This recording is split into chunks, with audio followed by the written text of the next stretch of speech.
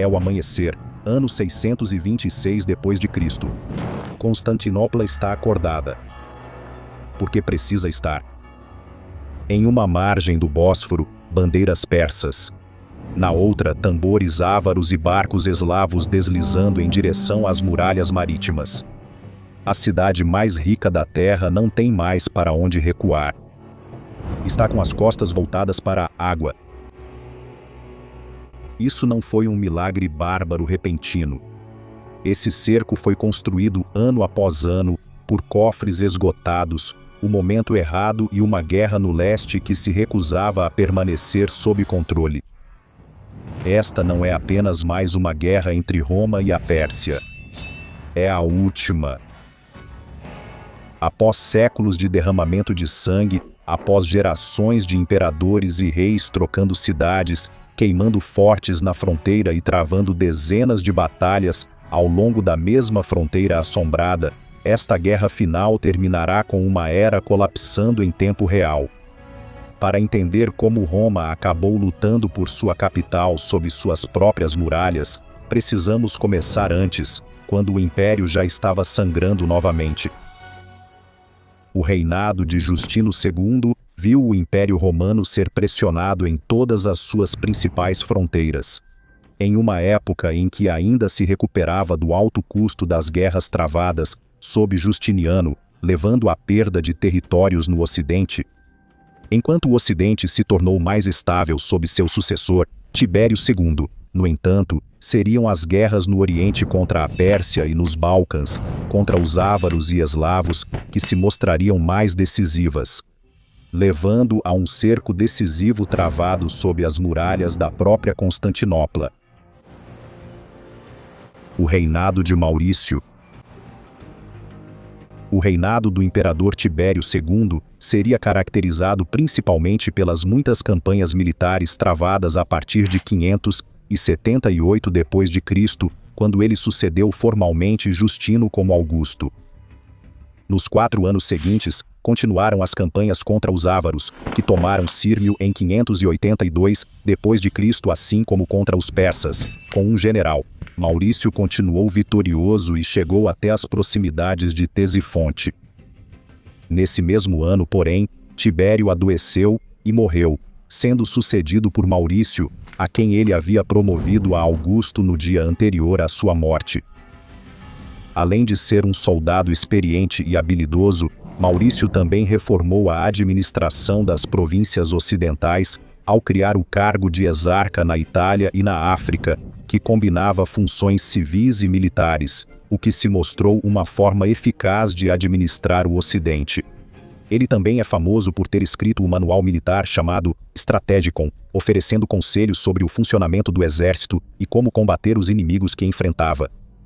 Após chegar ao poder, Maurício liderou pessoalmente um exército contra os ávaros nos Balcãs, sendo o primeiro imperador romano, em mais de um século, a ir pessoalmente ao campo de batalha. Essa estratégia agressiva se mostrou bem-sucedida, e, em 587 d.C., os ávaros e seus aliados eslavos haviam sido derrotados por enquanto, permitindo que Maurício se concentrasse na Pérsia. Essa guerra começaria gradualmente a se inclinar a favor de Roma, após grandes vitórias na Mesopotâmia e na Lásica em 589 d.C., assim como uma guerra civil persa, que eclodiu em 590 d.C., que viu o rei Hormizd ser deposto pelo general Bahram. O filho de Hormizd, Cosroes II, conseguiu então garantir apoio militar direto de Maurício, permitindo-lhe recuperar o trono em 591 d.C., o que levou à morte de Bahram.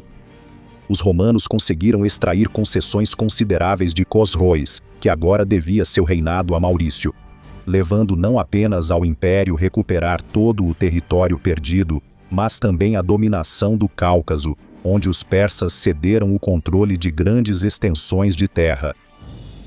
Essa vitória permitiu que Maurício voltasse sua atenção para os Balcãs em 593 d.C., onde os romanos conquistaram várias vitórias sobre os ávaros e eslavos nos anos seguintes. Mas apesar de seus muitos sucessos, Maurício viu sua posição no império declinar gradualmente, em grande parte devido às suas tentativas de reduzir os altos gastos com o exército.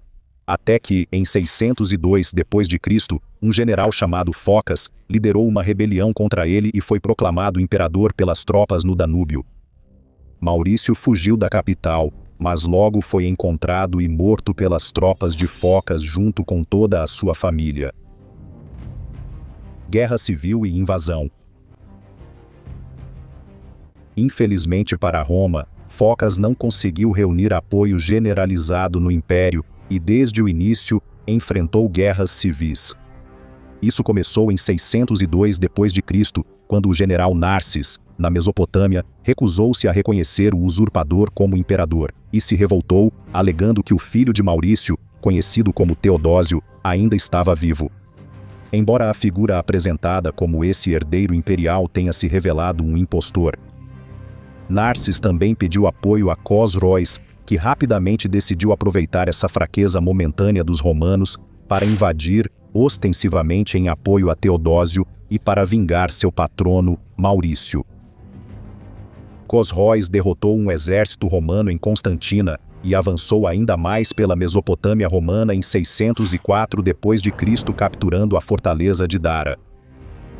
Narses também foi convencido por outro comandante romano a buscar reconciliação com Focas, mas apesar de ter recebido a promessa de misericórdia, foi executado pelo imperador ao chegar em Constantinopla.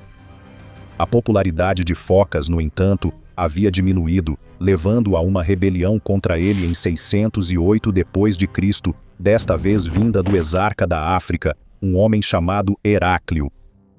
A guerra civil rapidamente se espalhou para o Oriente Romano, onde os leais a Focas transferiram tropas da Mesopotâmia para o Egito para repelir uma invasão das tropas leais a Heráclio, que conquistou a província em 609 d.C., após uma campanha difícil. Essa retirada de tropas do Oriente, combinada com a subsequente guerra civil, enfraqueceu severamente a fronteira e permitiu que os persas conquistassem a Mesopotâmia e praticamente toda a Armênia até 610 d.C. Nesse mesmo ano, o velho Heráclio também morreu repentinamente antes que pudesse tomar o trono, mas seu filho, também chamado Heráclio, conseguiu continuar a rebelião e logo chegou pessoalmente a Constantinopla. O apoio a Focas havia praticamente desmoronado, e ele foi rapidamente capturado e decapitado. A maior preocupação de Heráclio agora era a invasão persa, com a fronteira oriental tendo sido deixada em um estado desastroso. Ele tentou negociar a paz com Khosrow, mas a confiança do rei persa estava em alta e ele recusou. Os objetivos iniciais de Khosrow na guerra não são muito claros e podem muito bem ter se limitado a aproveitar a fraqueza romana para obter riqueza e prestígio. No entanto, com os romanos enfraquecidos por disputas internas e sua invasão sendo mais bem-sucedida do que esperava, as ambições de Khosrow também aumentaram, e ele passou a avançar de forma mais agressiva pelo território romano, ameaçando a Anatólia. Em 610 d.C., em outras regiões a guerra continuava indo mal para Roma, e entre 611 e 619 d.C., os persas conseguiram conquistar o Cáucaso, o Levante e o Egito, encontrando pouca resistência efetiva. Em um golpe simbólico, a Vera Cruz foi até levada de Jerusalém como troféu para a capital persa, Ctesifonte. Com o restante do Oriente Romano agora totalmente sob controle persa, a frente de batalha passou a se concentrar na Anatólia, onde os persas avançaram até Calcedônia. A partir de 622 d.C., Heráclio se ocupou em reconstituir o exército imperial, transferindo tropas dos Balcãs para reforçar o exército do Oriente. Infelizmente para Roma, o conflito com os ávaros também havia sido retomado, e as tentativas de Heráclio de negociar pessoalmente com o Cagã deles em 623 d.C. terminaram em fracasso, pois os ávaros emboscaram a delegação romana. No Oriente, porém, os romanos finalmente começavam a ver sinais de progresso, já que as forças reorganizadas de Heráclio conseguiram trazer estabilidade à fronteira da Anatólia nos anos seguintes, conquistando várias vitórias. Enquanto isso, também havia algum conflito em andamento no Ocidente, onde os visigodos retomaram seus ataques na Espanha e levaram o Império a finalmente perder o controle de sua província espanhola em 624 d.C. A verdadeira preocupação de Heráclio, no entanto, continuava sendo o Oriente, onde a guerra estava entrando em uma nova fase. O cerco de Constantinopla. Os ávaros e os persas agora estavam ambos determinados a atacar o coração do Império Romano, a capital Constantinopla.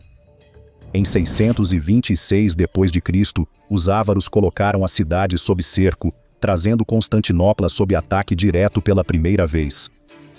Simultaneamente, um exército persa sob o comando do general Sharbaraz estava acampado do outro lado do Estreito de Bósforo, em Calcedônia, pronto para ajudar no cerco. O exército ávaro contava, segundo relatos, com até 80.000 homens, incluindo seus aliados eslavos. Heráclio não estava pessoalmente em Constantinopla naquele momento, estando com o principal exército de campanha romano, na Anatólia, deixando a defesa da cidade nas mãos do Magister Officiorum, Bonus, e do patriarca Sérgio, com uma grande guarnição, incluindo 12.000 cavaleiros. Por mais grave que a situação parecesse para os romanos, Constantinopla era uma cidade formidável para ser sitiada. A capital foi construída em uma península protegida por muralhas marítimas e pela marinha romana, enquanto o acesso por terra era guardado por uma série de fortificações em camadas conhecidas como as Muralhas de Teodósio.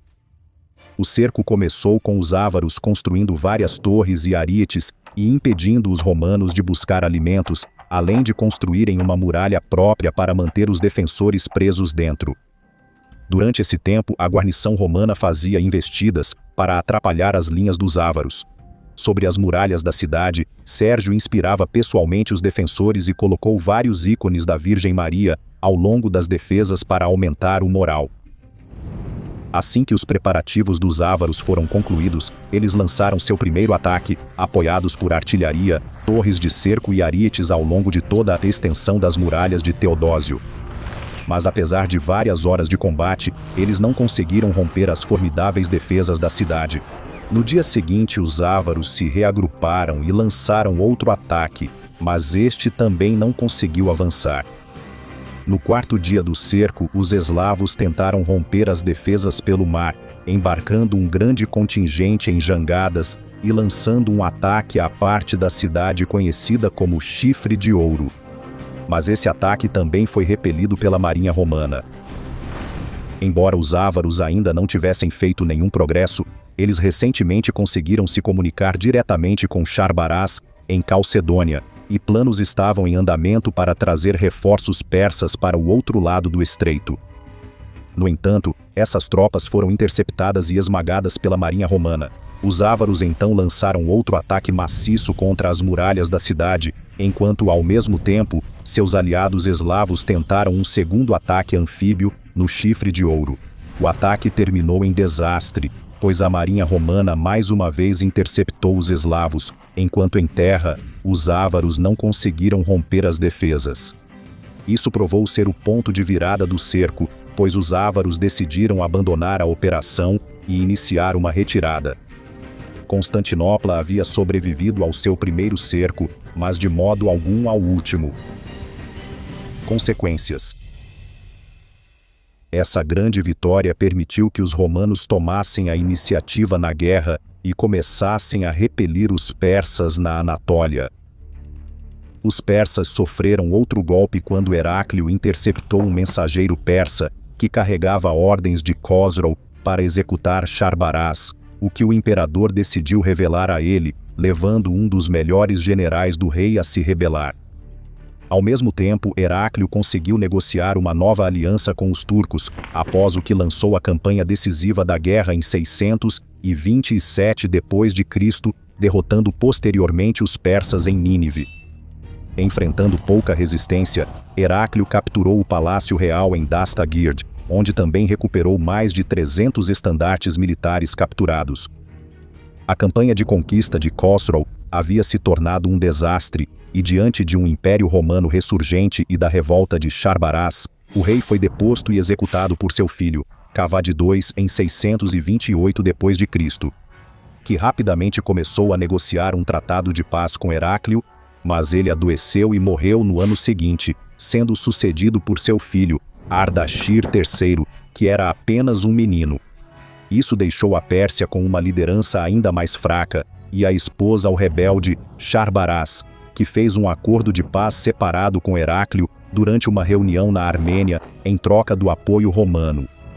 Sharbaraz então marchou sobre Ctesifonte e mandou matar o jovem Ardashir em 630 d.C. O tratado de paz que se seguiu foi extremamente favorável a Roma, já que Sharbaraz devolveu todo o território romano capturado ao Império. Assim como a Vera Cruz, além de reconhecer as fronteiras estabelecidas em 591 d.C., Roma conseguiu lutar até a vitória após décadas de guerra, mas o custo foi alto. O exército romano seguia enfraquecido, enquanto a administração do império teria que ser quase toda reconstruída. Na Pérsia, a situação era semelhante, já que seu exército havia sido seriamente devastado, enquanto sua liderança estava enfraquecida por uma série de usurpações. Até mesmo Sharbaraz foi deposto e morto apenas 2 meses após o início de seu reinado, depois do que os persas ficariam ainda mais distraídos por uma onda de guerras civis nos anos seguintes. Isso até que o jovem Yazdegerd III assumiu o poder em 632 d.C. O que viria a ser a última guerra romano-persa havia chegado ao fim. Mas logo ambos os impérios seriam confrontados por uma nova potência militar surgindo da Península Arábica. Se você quiser nos ajudar a continuar criando e ter acesso antecipado aos nossos vídeos, conteúdos dos bastidores e outras vantagens, considere tornar-se um membro aqui no YouTube ou juntar-se a nós no Patreon. Toda ajuda faz diferença, e como sempre, muito obrigado por assistir.